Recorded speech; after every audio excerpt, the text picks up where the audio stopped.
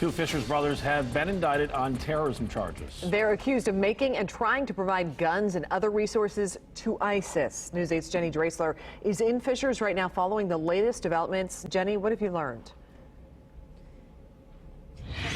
These charges are after a months-long investigation by both the FBI and Fishers police. FBI tonight is calling this an active investigation still at this point in time, but also calling it a first-of-its-kind case where the suspects used what they called ghost guns to get those weapons to ISIS. You can see my goosebumps. When you talk like that, in this neighborhood, it's really quiet.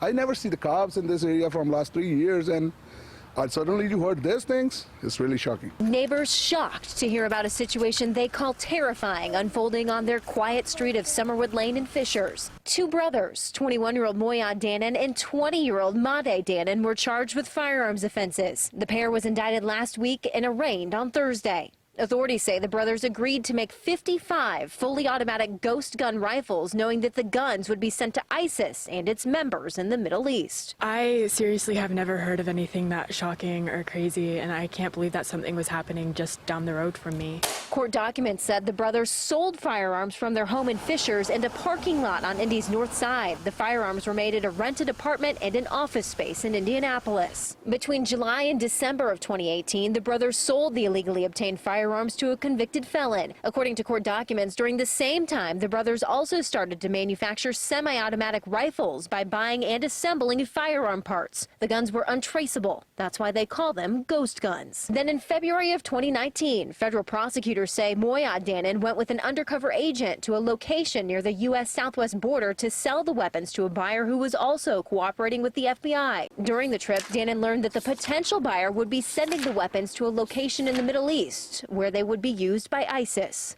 And by May of 2019, investigators say the pair ultimately sold 5 fully automatic rifles to undercover FBI agents posing as gun buyers. And even though the two are behind bars, neighbors say the connection to ISIS, so close to home, leaves them fearing for their safety. I'm scared and worried about my kids because I'm always on the road.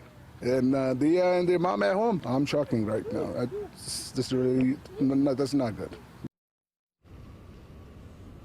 Now, the brothers are being held right now without bond pending a trial. Those charges could bring a maximum of 30 years in prison. Live in Fishers, Jenny Dreasler, Wish TV News 8.